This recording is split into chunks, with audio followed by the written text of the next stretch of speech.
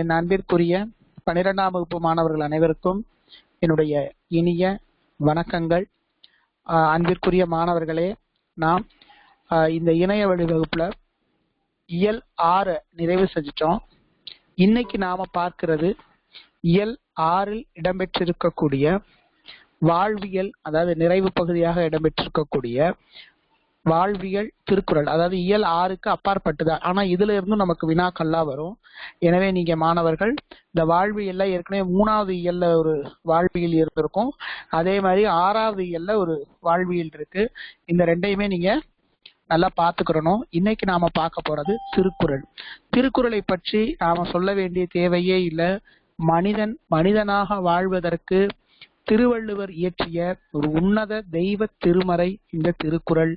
தெய்வ பணுவல், உலக பொதுமறை என்று பல்வேறு பெயர்களாலும் சிறப்பித்து சொல்லப்படக்கூடிய இந்த திருக்குறள் இல்லை என்றால் தமிழனுடைய பெருமையை உலகம் அறியாது. எனவே மாணவர்களாகிய நீங்கள் திருக்குறள்ல இடம்பெற்றிருக்கக்கூடிய கருத்துக்களை வாழ்க்கையில பின்பற்ற வேண்டும். திருக்குறள் கூறக்கூடிய அறவியல் சிந்தனைகளை இளம் வயது முதலேயே நீங்கள் வளர்த்து கொள்ள வேண்டும். அதனாலதான் எல்லா பகுதிகளிலையும் சிறந்த திருக்குறளே சிறந்ததுதான். அதுல உங்களுடைய வாழ்க்கைக்கு தேவையான சில திருக்குறள்களை எடுத்து நம்மளுடைய கலை திட்டத்துல வச்சிருக்கிறாங்க. இந்த திருக்குறளை நீங்கள் படிக்கும் போது, இதை படித்த மாத்திரத்துல நீங்க அந்த சிந்தனைகளை, அந்த திருக்குறள் விதையை உங்களுக்குள்ள நீங்க வளர்த்துக்கணும். அப்பதான் நீங்க எதிர்காலத்துல ஒரு சிறந்த மனிதனாக திகழ முடியும்.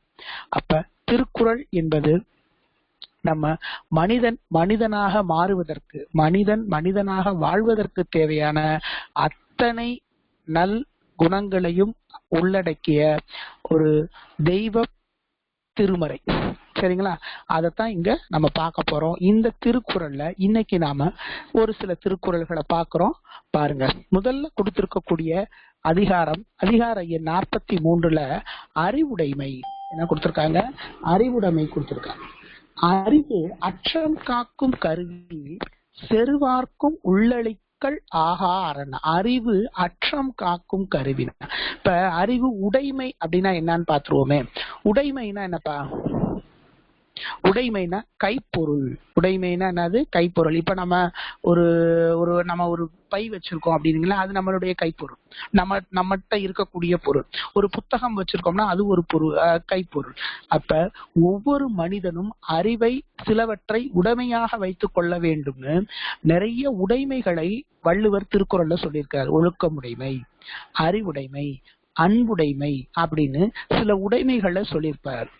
அந்த வகையில அறிவு என்பது ஒவ்வொரு மனிதனுக்குள்ளேயும் கட்டாயம் இருக்கணும். அதனாலதான் அதை அறிவுன்னு சொன்ன, அறிந்து கொள்ள வேண்டும். இப்ப நமக்கும் விலங்கினங்களுக்கும் உள்ள மிகப்பெரிய வேறுபாடு என்ன அப்படின்னு கேட்டீங்கன்னா, பகுத்தறியக்கூடியதான். இப்ப சில விலங்கினங்கள் மனிதர்களை விட வேகமா பகுத்தறியக்கூடிய தன்மையோடலாம் இருக்கு. அப்ப இந்த மனிதனாகிய நாம் நல்லவற்றையும் தீயவற்றையும், நன்மை தீமை முதலானவற்றை பிரித்து தொகுத்து அறிந்து கொள்ள வேண்டும். அதற்குத்தான் அறிவு உடைமை அப்படின்றத சொல்லியிருக்கிறாங்க. பாருங்க, அறிவு அற்றம் காக்கும் கருவி, செருவார்க்கும் உள் அழைக்கல் ஆகா அரண். இது மனப்பாட குறள். அறிவு அற்றம்னா முடிவு. அற்றம்னா என்னது? முடிவு. ஒண்ணும் இல்ல, ஒரு மலை நுனியில ஒரு மனிதன் இருக்கான், கீழே விழ போறான். கீழே விழுந்து அவனுடைய உயிர் போக போகுது அப்படின்னா அந்த இடத்துல அவன் யோசிக்கிறான். அங்க இடையில ஒரு இடைவெளி ஒண்ணு இருக்கு. அந்த இடைவெளியில தன்னுடைய ஒரு மரக்கிளை இருக்கு. அந்த மரக்கிளையை தொத்தி கொண்டு தன்னுடைய உயிரை காப்பாத்தி கொள்றான்.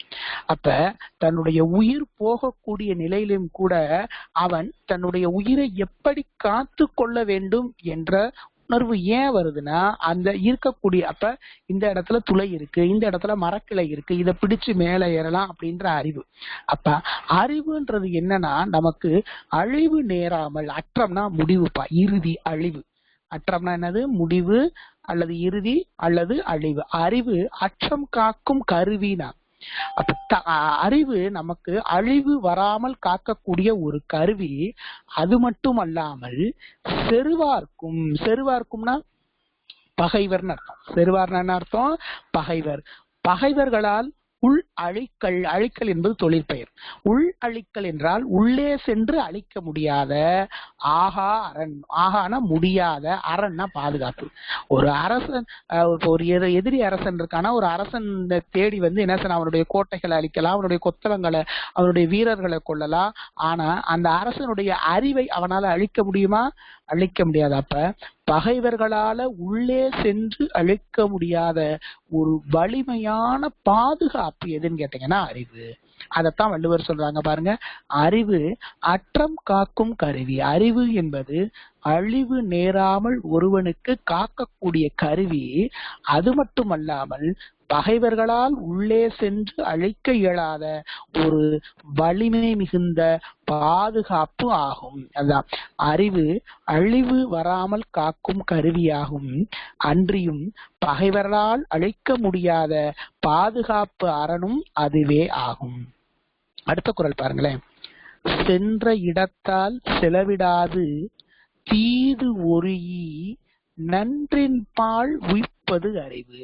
சென்ற இடத்தால் செலவிடா தீது ஒருயினா. சென்ற இடம் அப்படின்னா, இப்ப என்னுடைய மனசு இருக்கு பாத்தீங்களா, மனசும் அறிவும் வேற. மனசு சொல்றத என்ன செய்யணும், அறிவு கேட்க கூடாது. அறிவு வந்து சிந்திக்கணும். ஏன்னா சில நேரங்கள்ல நீதிபதிகள் இருக்காங்க, நீதிபதிகள் உணர்ச்சி வசப்பட்டு தீர்ப்பு எழுதக்கூடாது, அவங்க அறிவுபூர்வமாக தீர்ப்பு எழுதணும். அப்ப சென்ற இடத்தால் மனதை அது போகக்கூடிய வழிகளில் எல்லாம், செலவு என்றால் பயணம்பா, செலவு என்றால் பயணம், மனதை அது போகக்கூடிய பயணங்களில், அது போகக்கூடிய வழிகளில் எல்லாம் போக விடாமல், செலவிடா அப்படின்னா போக விடாமல், செலவிடா என்பது ஈறுகட்ட எதிர்மறை பெயரச்சொல். தீது, தீதுனா தீமைப்பா, தீதுனா என்ன அர்த்தம், தீமை. ஒரு ஈ அப்படின்னா நீக்கின்னு அர்த்தம்.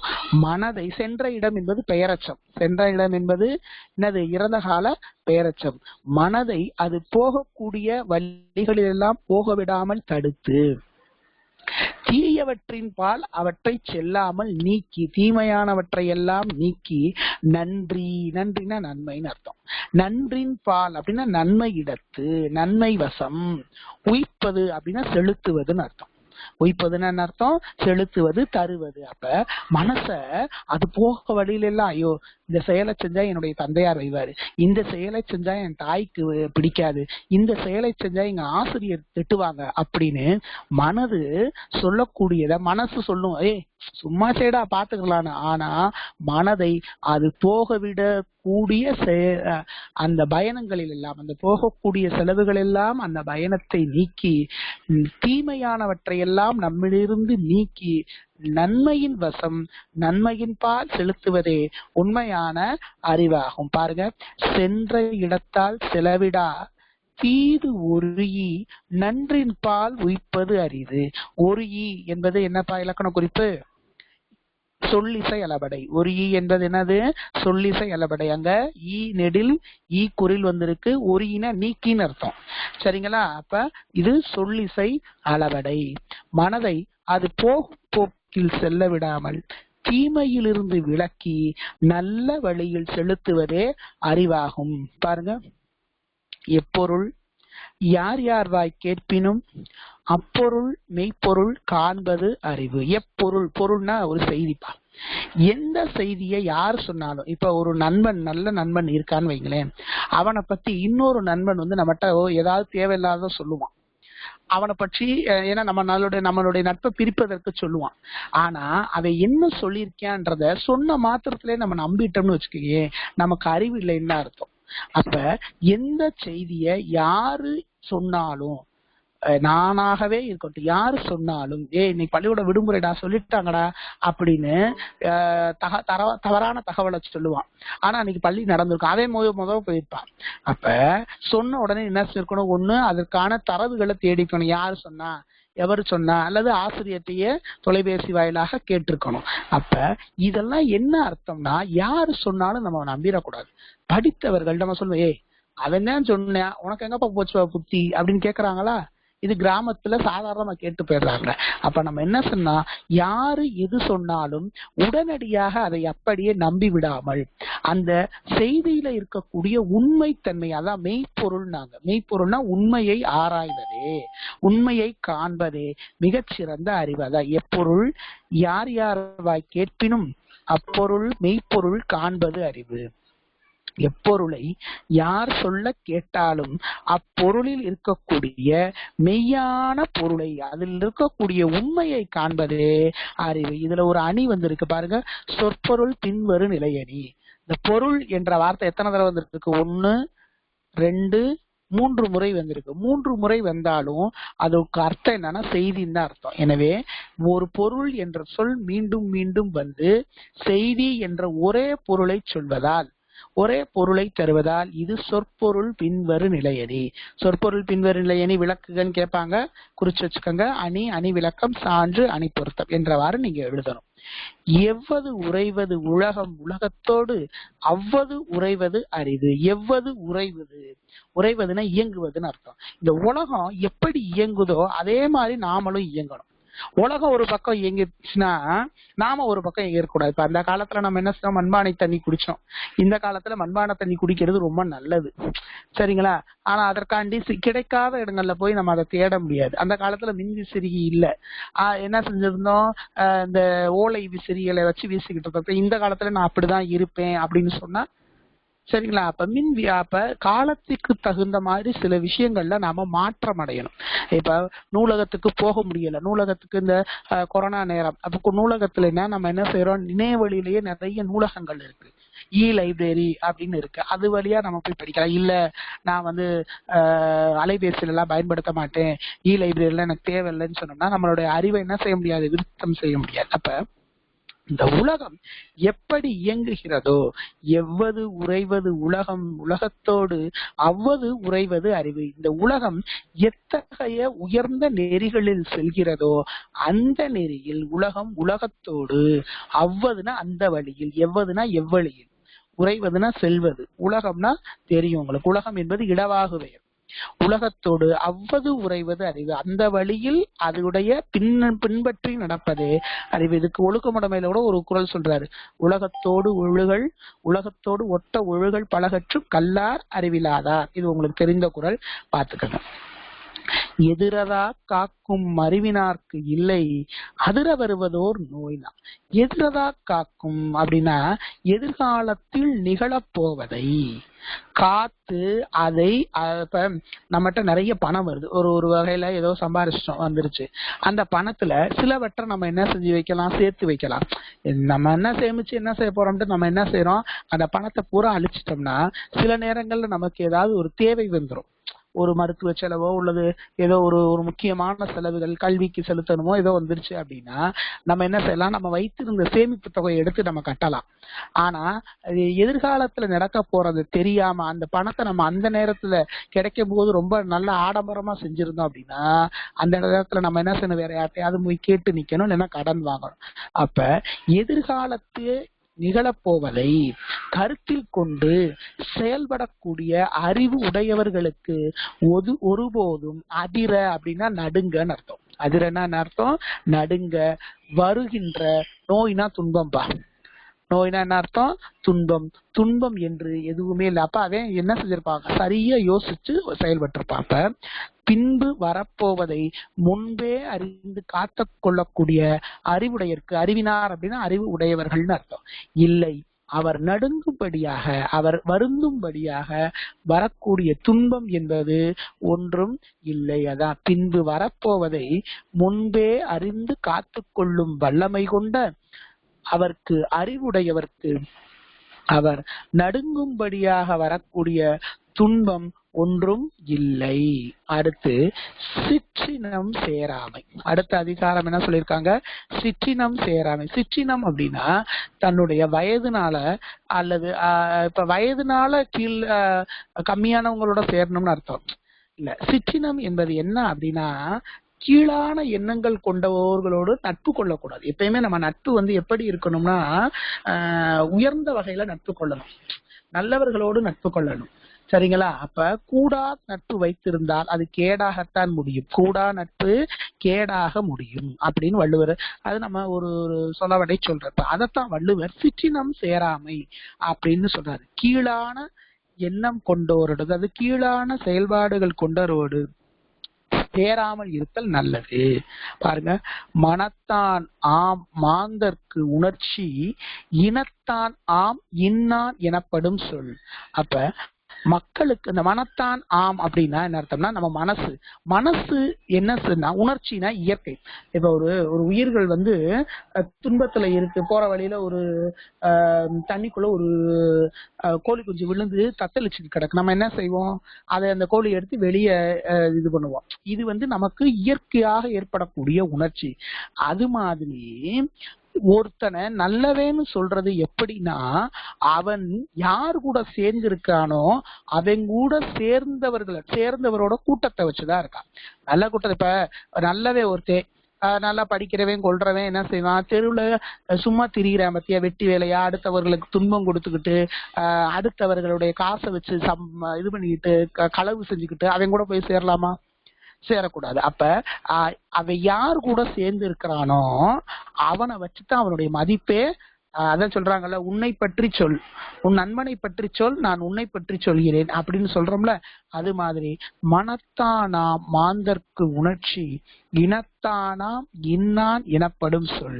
மக்களுக்கு இயற்கை அறிவு மனத்தால் ஏற்படும். அதாவது மனசுனால, ஐயோ அந்த உயிர்கள் தவிக்கிறே, அந்த உயிர் போக போதே அப்படின்னு நம்ம இதெல்லாம் மனசு சொல்லக்கூடிய உணர்வு.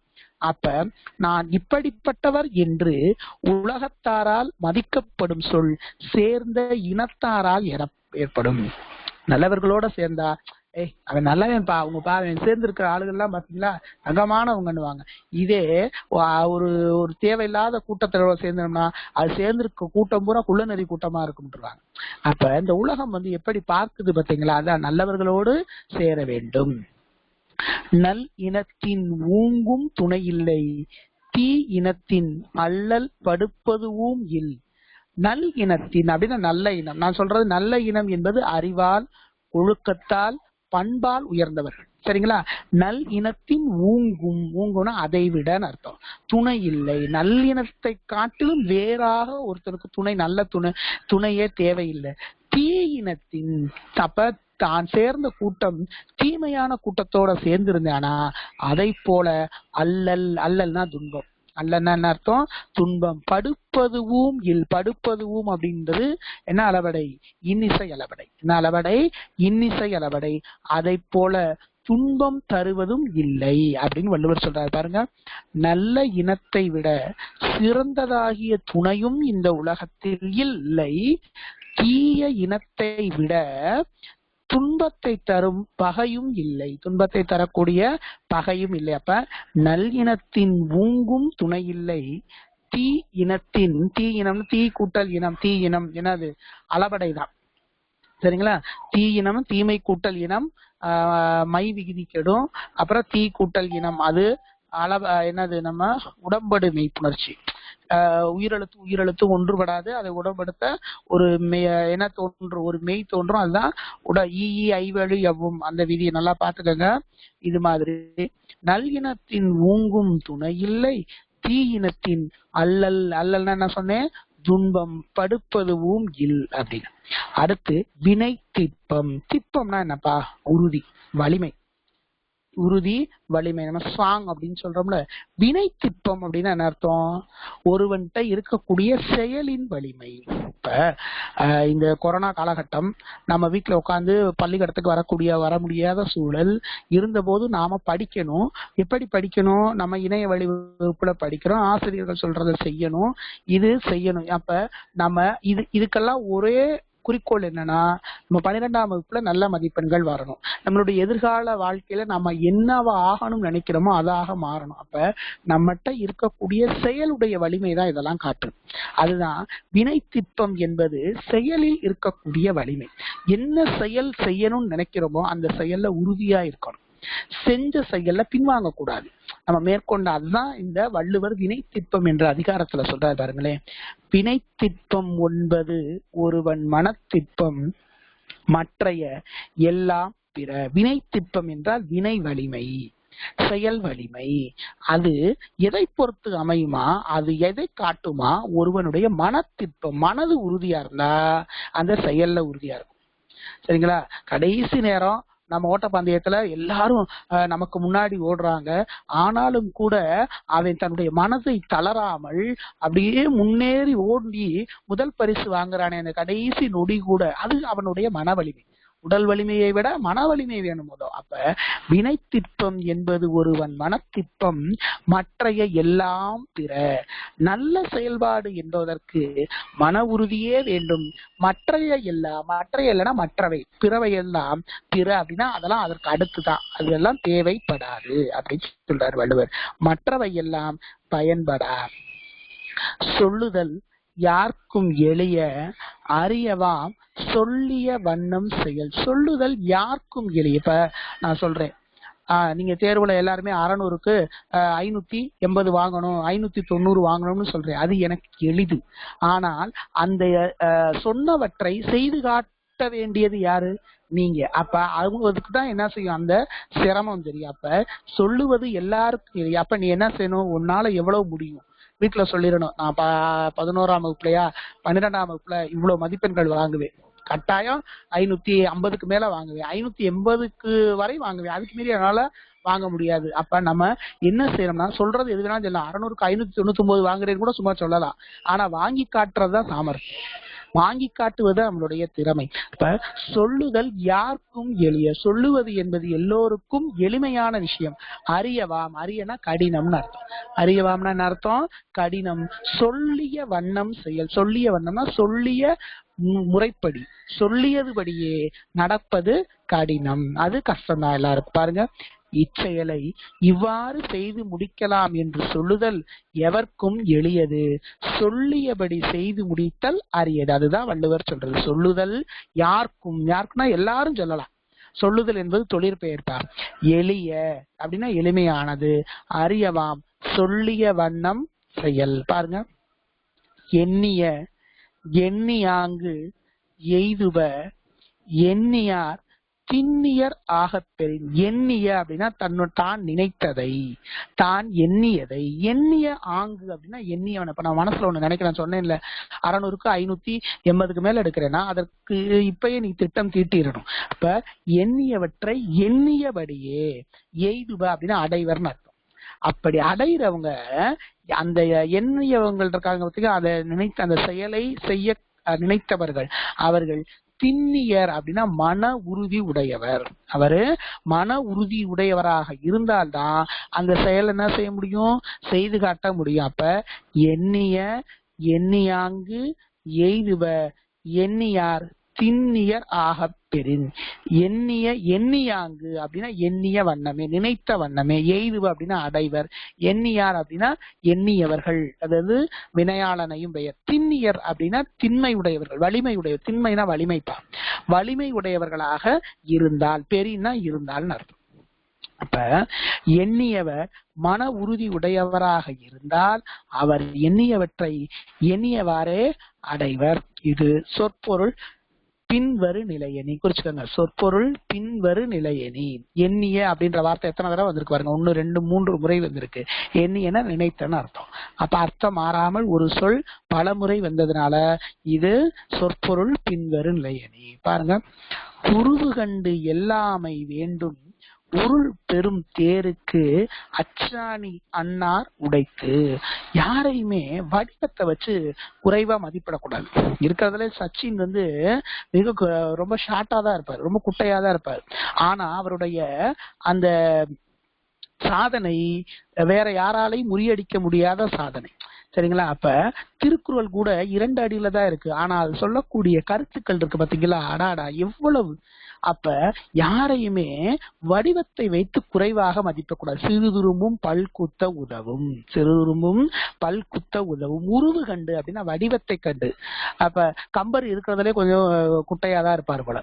சரிங்களா? இப்ப ஆனா அவருடைய எழுதிய ராமாயணத்துடைய புகழ் பாத்தீங்கன்னா இன்னைக்கும் இருக்கு. அது மாதிரி நம்ம யாரையுமே என்ன அப்படின்னு சொல்லக்கூடாது. அவங்களோட வடிவத்தை வைத்து அவர்களை என்ன செய்யக்கூடாது, ஏளனம் செய்யக்கூடாது. உருவு கண்டு எல்லாமை, எல்லாமை இகழாமைன்னு அர்த்தம், எதிர்மறை தொழிற்பெயர்ப்பார். உருவு கண்டு எல்லாமை வேண்டும் உருள் பெருந்தேருக்கு. பெருந்தேர் என்பது என்னது, பண்புத்தொகை, பெருமை கூட்டல் தேர். நீர் போதல் விதிப்படி மை விகுதி கெடும். அதுக்கப்புறம் பெரு அப்படியே இருக்கும், தேர் எப்படியே இருக்கும், இடையில இந்து அப்படின்ற ஒரு இனமிகள் விதி. தகரத்திற்கு இனமான வருமொழி முதல்ல இருக்கக்கூடிய தகரத்திற்கு இனமான நகரமை தோன்றி பெருந்தேர் என்று புணரும். உருள் பெருந்தேர் அப்படின்னா வினை தொகைப்பா. உருளுகின்ற பெருந்தேர், உருண்ட பெருந்தேர், உருளும் பெருந்தேர். அப்ப சுற்றக்கூடிய பெருந்தேருக்கு ஒரு தேர் இருக்கு, மிகப்பெரிய தேர். அந்த தேரை ஓடணும் அப்படின்னா கட்டாயம் அச்சாணி இது வேணும். அச்சாணி எடுத்துட்டோம்னா அச்சாணி இல்லாத தேர் முச்சானும் ஓடாதுன்னு வாங்க. அப்ப ஒருவரின் தோற்றத்தை கண்டு இகழக்கூடாது. பெரிய தேருக்கு, அன்னார் என்றால் அதை போல, உடைத்துனா உடையதுன்னு அர்த்தம். ஒரு உருவன வடிவை சொல்லிட்டேன். வடிவம், வடிவம் ஒருவன் வடிவத்தை கண்டு என்ன செய்யக்கூடாது, குறைவாக மதிப்பிடுதலோ அவங்களுடைய இகழுவதோ கூடாது. ஏனெனில் உருளுகின்ற பெரும் தேருக்கு அச்சாணியை போல அவர்கள் உதவியாக இருப்பார்கள். பாருங்க, ஒருவரின் தோற்றத்தை கண்டு இகழக்கூடாது. பெரிய தேருக்கு சிறிய அச்சாணிதான் இன்றியமையாதது. அடுத்து பாருங்க, தூது. தூதுன்னா என்ன அர்த்தம்? அந்த காலத்துல அரசியல் தூது நடந்திருக்கு. தன்னுடைய மனதை தெரிவிப்பதற்காக அகப்பொருள் சார்ந்த தூது இருக்கு, புறப்பொருள் சார்ந்த தூது இருக்கு.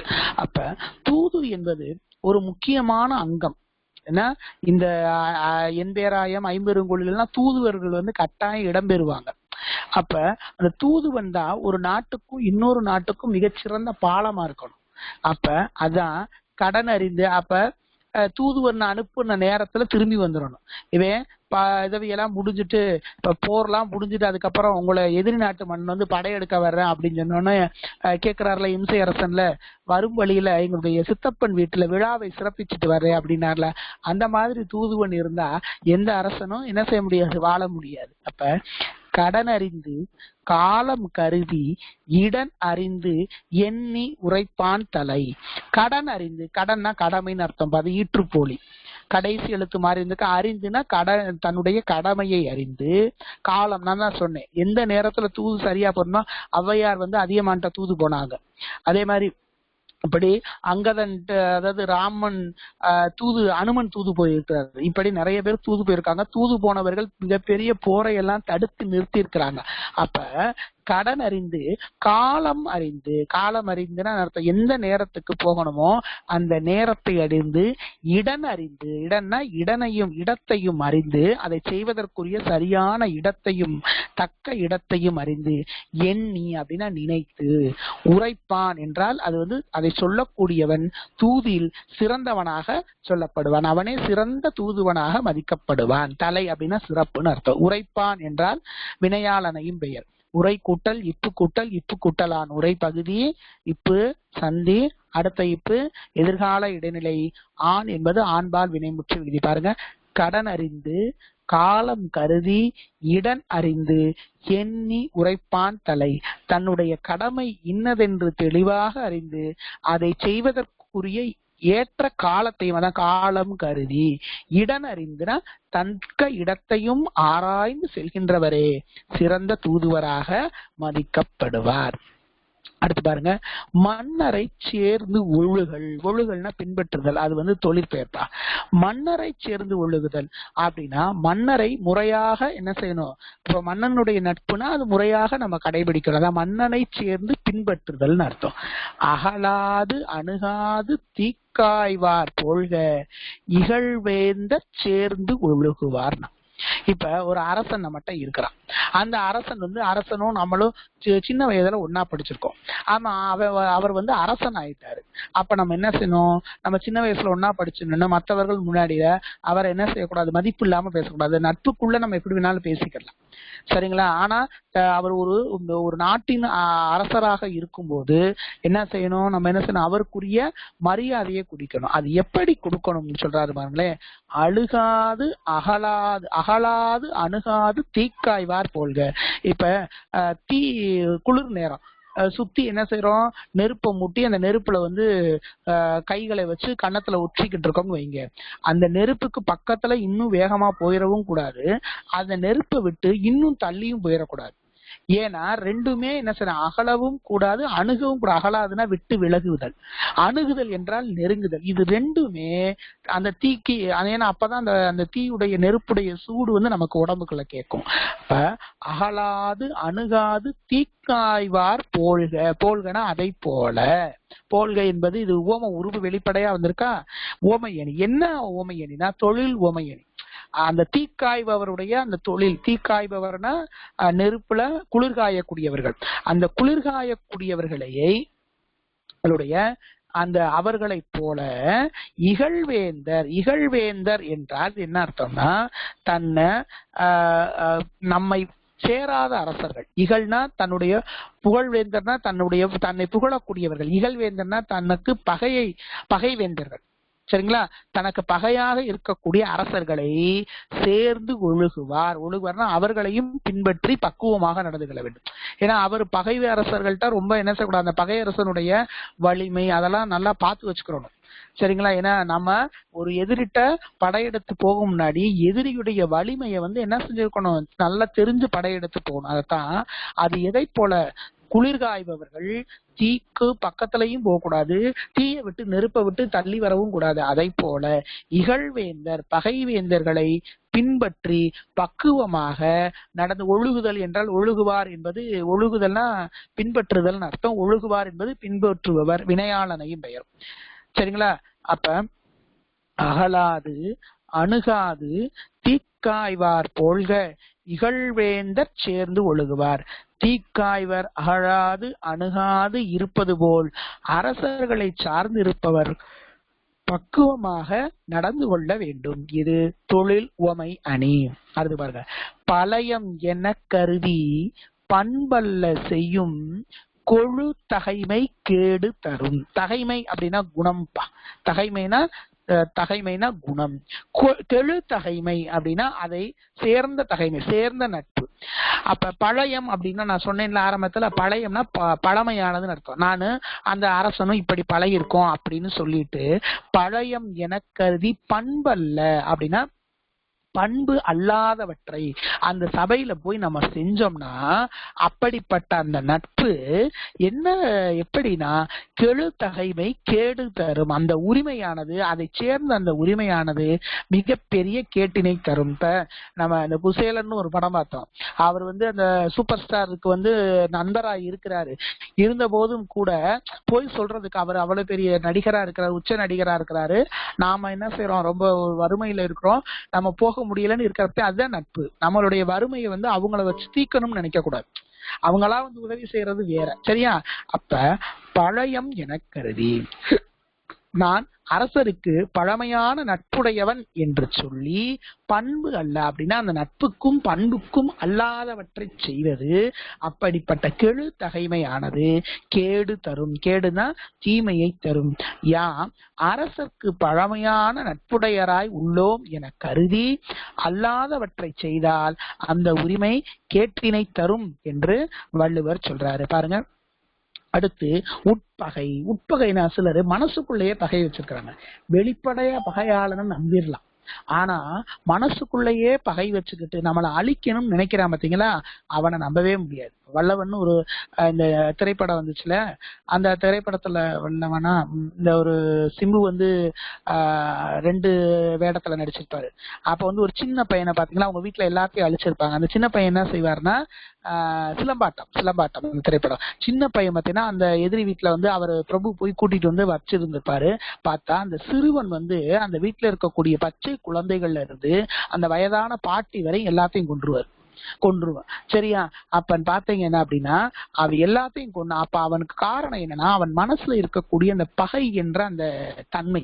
அதான் பகையிலையும் நெருப்புலையும் மிச்சம் வைக்க கூடாதுன்னு சொல்றாங்க பாரு. அந்த பகையில அப்படியே அவன் பகையினால தன்னுடைய குடும்பத்தை அழிச்சிடறான். அப்ப வெளிப்படையா இருக்கக்கூடிய பகையாளிய கூட நம்பிடலாம், ஆனா உள்ள பகை வைத்திருக்கக்கூடியவர்களை நம்ப முடியாது. அதுக்கு தான் வள்ளுவர் சொல்ல பாருங்க, வாழ்போல் பகைவரை அஞ்சுக கேள் போல் பகைவர் தொடர்பு. வாழ் போல் வாளை போல வெளிப்படையா, இந்த வாள் எப்படி வெட்டுமோ அதை மாதிரி நம்மகிட்ட வெட்டு துண்ணு துண்டு ரெண்டுன்னு பேசக்கூடிய பகைவர்களை, துன்பம் செய்யக்கூடிய பகைவர்களை கண்டு கூட நம்ம என்ன செய்யக்கூடாதான், பயப்பட தேவையில்லையா.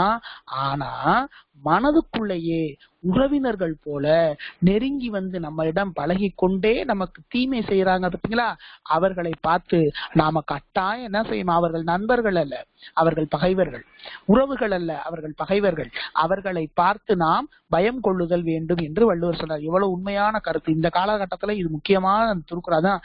திருக்குறள் காலத்திற்கும் ஏற்றதுன்றது இது ஒரு பொருந்தும். வாள் போல் பகைவரை அஞ்சற்க அஞ்சுக கேள் போல் பகைவர் தொடர்பு. வாளை போல, வாள் போல் அப்படின்னா இது போல் என்ற உவம உருவு வெளிப்படையா வந்திருக்க உவமை எண்ணிதான். வாள் போல் பகைவரை அஞ்சற்க என்பது எதிர்மறை வியங்கோல் வினைமுற்று, கால முடிஞ்சிருக்கா. அஞ்சுக என்பது வியங்கோல் வினைமுற்று, பயம் கொள்ளுக, பயப்படுக. எதை பார்த்து பயப்படணுமா, கேள், கேள்னா உறவினர்பா. அஞ்சற்கனா பயப்பட வேண்டான்னு அர்த்தம், அஞ்சுகனா பயம் கொள்ளுகன்னு அர்த்தம், கேள்னா உறவினர்னு அர்த்தம். பகைவர் தொடர்புனா அப்ப உறவினர்களை போல நம்மிடம் பேசி நம்மோடு பகைவர்களாக இருப்பவர்களுடைய உறவை, தொடர்பை, நட்பை பார்த்து நாம் பயம் கொள்ளுதல் வேண்டும். வாளை போல வெளிப்படையாக துன்பம் செய்யும் பகைவருக்கு அஞ்ச வேண்டியதில்லை, ஆனால் உறவுடையோர் போல நடித்து உட்பகை கொண்டவரின் தொடர்புக்கு நாம் அஞ்ச வேண்டும் அப்படின்னு வள்ளுவர் சொல்றாரு. பாருங்க, உடம்பாடு இல்லாதவர் வாழ்க்கை குடங்கருள் பாம்போடு உடன் உறைந்தற்று. உடம்பாடு அப்படின்னா ஒரு ஒரு வீட்டுல கணவன் மனைவி இருக்கிறாங்க அப்படின்னு வைங்களேன், ரெண்டு பேரும் ஒத்துழைப்பு, அதாவது அன்பால ஒன்னா இருக்கணும் அப்படிதானே. ஆனா அவங்க மனசுக்குள்ள ஒருத்தரை அழிக்கணும் அப்படின்னு நினைச்சுக்கிட்டு வாழ்ந்தாங்கன்னா உடம்பாடு இல்லாதவர் வாழ்க்கை. அப்ப நல்ல நல்ல பண்புகள் இல்லாதவர்கள் ஒரு வீட்டுல வாழ்றது, இப்ப ஒரு நண்பனா இருந்தா கூட பரவாயில்லதான். இப்ப நண்பரும் ஒருத்தனும் நம்ம ஒரு வீட்டுல இருக்கிறோம் அப்படின்னா, உறவினர்களே வச்சுக்கோங்க, நம்மகிட்ட சில உறவுகள் நம்ம வீட்லயே இருக்கும், ஆனா நமக்கு எதிரியா இருப்பாங்க. அப்பா கூட பிறந்தவங்களே சிலர் பாத்தீங்கன்னா அப்பா உங்களுக்கு எதிரியா இருப்பாங்க. அது நிறைய விஷயங்கள்ல நம்ம முன்னாடி திரைப்படங்கள்லாம் பார்த்திருப்போம், சிலருடைய வாழ்க்கையில இருந்துமே நம்ம கேட்டிருக்கோம். அப்ப உடம்பாடு இல்லாதவர், மனதில் ஒரு ஒற்றுமை இல்லாதவர்கள், மனிதர்களும் உளக்கருத்து ஒத்திசைவாக இல்லாதவர்களுடைய வாழ்க்கையில வாழ்க்கை, அவர்களோட வாழக்கூடிய வாழ்க்கை எதை போலயா, குடங்கர்னா குடிசைப்பாங்க. ஒரு குடிசைக்குள்ள ஒரு பாம்போட இருப்பதை போல, பாம்போட வசிப்பதற்கு சமமா. அப்ப பாருங்க, உடம்பாடு இல்லாதவர் என்பது இல்லாதவர்னு அர்த்தம். வாழ்க்கை என்பது தொழிற்பெயர் தான். வாழ்க்கை என்பது குடங்கர்னா பாம்பினுள், பாம்போடு, குடங்கர்னா குடிசை, குடிசைக்குள் பாம்போடு இருப்பதற்கு சமம் அப்படின்னு சொல்றாரு. அகத்தில் உடன்பாடு இல்லாதவருடன் கூடி வாழும் வாழ்க்கை ஒரு குடிசையில் பாம்புடன் வாழ்வது போன்றது. இது என்ன அணின்னு பாத்தீங்கன்னா உவமை அணி. என்ன அணி இதுல, ஏன் அப்படின்னா அந்த வேற்றுமை ஒரு உவம உருவு, உறைந்த அற்று என்பது உவம உருவு, உவம உருவு வெளிப்படையா வர்றதுனால அது உவமை அணி. உடன் உறைந்தற்று அப்படின்னா பாம்போடு வாழ்வதை போன்றதற்கு சமம். அடுத்து கள் உண்ணாமை. கல்னா உங்களுக்கு தெரியும், இப்ப இளைஞர்கள் நிறைய தீய பழக்கங்களுக்கு ஆண்டாயிருக்கிறாங்க. அதுல ஒரு சில இளைஞர்கள் இந்த மது பழக்கத்திற்கு அடிமையாயிருக்கிறாங்க. அதுதான் கள். ஆரம்ப காலகட்டத்துல கள் என்று வழங்கப்பட்டது. கல்னா தேன் ஒரு அர்த்தம் இருக்கு. கள் உண்ணாமை அப்படின்னா இதெல்லாம் பிற மாநிலத்தவர்கள் செய்யக்கூடிய, அதாவது நம்மகிட்ட ஆதி காலத்துல இல்லாம இடையில புகுந்து கொண்ட இந்த தீய பழக்கங்கள். கள் உண்ணாமை. உண்ணாமை என்பது தொழிற்பெயர், எதிர்மறை தொழிற்பெயர். கள் உண்ணக்கூடாது. அந்த கள் உண்ணுதல் ஒரு தீமையானது. ஒரு ஊர்ல ஒரு சொல்லுவாங்க, ஒரு குடிசைய ஒரு குழந்தை, அதுக்கப்புறம் ஒரு மது இருந்துச்சாம். இந்த மூணுல நீங்க ஏதாவது ஒரு தீமை செய்யணும் அப்படின்னு குழந்தைய கொல்ல முடியாது, குடிசைக்கு நெருப்பு வைக்க முடியாது. அதனால என்ன செய்யலாம், நம்ம அந்த சாராயத்தை குடிப்போம்னு எடுத்து குடிச்சுட்டாராம். அந்த சாராயத்தை குடிச்சதுக்கு அப்புறம் தன்னுடைய மதி மாறி அந்த குழந்தையும் கொண்டு போட்டாராம், அந்த குடிசையும் எரிச்சுட்டாராம். அப்ப அந்த சாராயம் இருக்கு பாத்தீங்களா, அது எல்லா நம்மளுடைய நல்ல பண்புகள் எல்லாவற்றையுமே அழிச்சிரும், நம்மளுடைய மதிப்பை இழக்க வச்சிரும், அறிவை இழக்க வச்சிரும். அதனாலதான் அது குடின்னு சொன்னாங்க. குடி என்பது ஏன் இப்ப நம்ம பால் குடிக்கிறோம், தேநீர் குடிக்கிறோம், தண்ணீர் குடிக்கிறோம், அப்ப எல்லாம் நம்மள குடிகாரன்னு சொல்றது இல்ல. ஆனா சாராயம் குடிக்கிறவனை மட்டும் அல்லது மது அடுத்தது குடிச்சிட்டு வந்திருக்கேன் குடிகாரன் அப்படின்னு சொல்றாங்க. ஏன்னா அவன் உயிரையும் சேர்த்து குடிப்பதால் அதற்கு குடி என்று பேர்னு கண்ணதாசன் சொன்னாராம். அப்ப கல் உண்ணாமை என்பது இருக்கும். துஞ்சினார் செத்தாரின் வேரல்லர் எஞ்ஞான்றும் நஞ்சு உண்பார் கள் உண்பவர். இப்ப ஒருத்தர் நல்லா தூங்கிக்கிட்டு இருக்கான். அப்படி தூங்கிக்கிட்டு இருக்கேன் அப்படின்னா நம்ம தூரத்துல இருந்து பாக்குறோம், அவர் தூங்கிக்கிட்டு இருக்காருன்னு நம்ம நினைக்கிறோம். ஆனா அவரு இறந்து போனவரா இருந்தாருன்னு வச்சுன்னா அந்த தூக்கம் என்பது உறக்கம் என்பது சாவு என்பது நிரந்தர தூக்கம் தானே. அப்ப உறங்கியவர் துஞ்சினார் அப்படின்னா செத்தவர் அர்த்தம். துஞ்சினார் என்றால் செத்தவர் என்ற அர்த்தம். துஞ்சினார் செத்தாரின் வேறு அல்லர், அவரை விட வேறுபட்டவர் இல்லை. எஞ்ஞான்றும் நஞ்சு உண்பார். நஞ்சு உண்பார்னா நஞ்சுனா இது விஷம் பார். விஷத்தை உண்பதும் கல்லை உண்பதும் சமம் தானா. அதனாலதான் மது அந்த நம்ம அது கொடுக்கக்கூடிய குவளைகள்லயே எழுதப்பட்டிருக்கு, மது பழக்கம் மது உயிருக்கும் வீட்டுக்கும் நாட்டுக்கும் கேடுன்னு. அப்ப உறங்கியவர் இறந்தவரை விட வேறுபட்டவர் அல்லர். அதை போலவே கல்லுண்பார், அவரு செத்தவர் நிரந்தர தூக்கத்துல இருக்கிறாரு. உறங்கினவர் என்ன பண்ணிருக்காரு, தற்காலிக தூக்கத்துல இருக்கிறாரு. ரெண்டுமே தூக்கம் தான். அதே மாதிரி இது ரெண்டுமே விஷம் தான். இது மது கொஞ்சம் கொஞ்சமா கொல்ல போகுது, நஞ்சு ஒரேடியா கொன்றும், கல் கொஞ்சம் கொஞ்சமா கொன்றும். ஆனா ரெண்டுமே என்ன செய்யும், விஷம் தான். சரிதானா, புரிஞ்சுச்சா? இப்ப துஞ்சினார் செத்தார், செத்தார் என்பது வினையாளனை பேர் தான். துஞ்சினார் செத்தாரின் வேரல்லர் எஞ்ஞான்றும் நஞ்சு உண்பார் கள் உண்பவர். உறங்கியவர் இறந்தவரை விட வேறுபட்டவர் அல்லர், அவ்வாறே கள் உண்பவரும் நஞ்சுண்பவரே ஆவார். களித்தானை காரணம் காட்டுதல் கீழ்நீர் குளித்தானை தீ துரியி அற்றுனாங்க. களித்தானை அப்படின்னா நல்லா போதையில இருக்கிறேன்னு சொல்றாங்களோ, அப்படியே மது குடிச்சிட்டு தன்னை மறந்து இருக்கக்கூடிய நிலையில இருக்கக்கூடியவரை காரணம் காட்டுதல். அவன்கிட்ட போய், டேய் தம்பி நீ இப்படி செஞ்சது தப்பு, அண்ணே நீங்க செய்யறது தப்பு, நீங்க இப்படி செய்யறது தப்பு, குடிக்காதீங்க அப்படின்னு அவர்கிட்ட போய் நல்லெல்லாம் சொல்லி அவரை திருத்த முடிகிறது. எப்படி வள்ளுவர் அழகா சொல்றாரு பாருங்களேன். குளித்தானை, ஒருத்தன் நீருக்குள்ள மூழ்கிட்டான். கீழ் நீர்னா ஒரு நல்ல ஆழமான நீர்ல ஒருத்தர் மூழ்கிட்டா, அவன்கிட்ட போய் அவனை கையில தீப்பந்தத்தை வச்சுக்கிட்டு போய் தேட முடியுமா?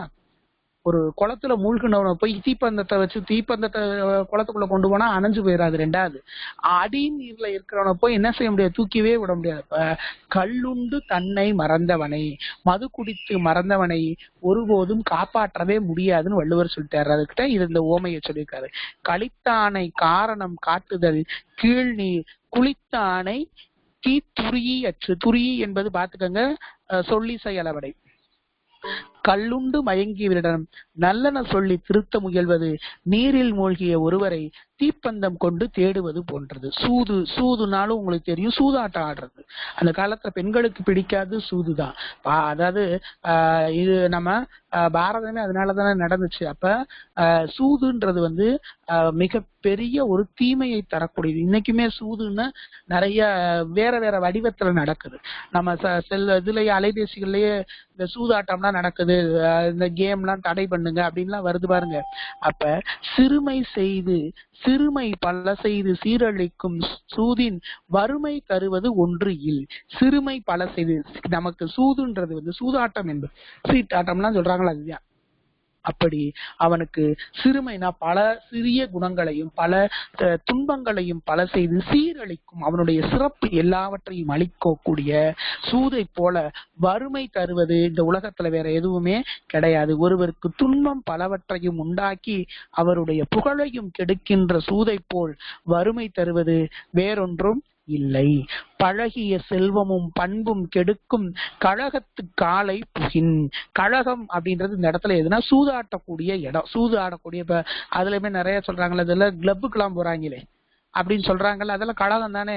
அப்ப சூதாடும் இடத்துல கழகத்து காலை அப்படின்னா அந்த இடத்துல அவன் நுழைஞ்சிட்டான் அப்படின்னா அவனுடைய காலைன்னா கால நேரம், அவனுடைய கால நேரம் புகுந்தால் அவன் அது எதையெல்லாம் அழிச்சிருமா, அவன் பழகிய செல்வத்தையும் அவன் சேர்த்து வைத்த எல்லா செல்வத்தையும் அதுபோக அவனுடைய பரம்பரை செல்வத்தையும் அவனுடைய நல்ல பண்புகள் எல்லாவற்றையும் அந்த சூது அழித்துவிடும் என்று வள்ளுவர் சொல்றாரு. பழகிய செல்வமும் பண்பும் கெடுக்கும் கலகத்து காலை புகின்.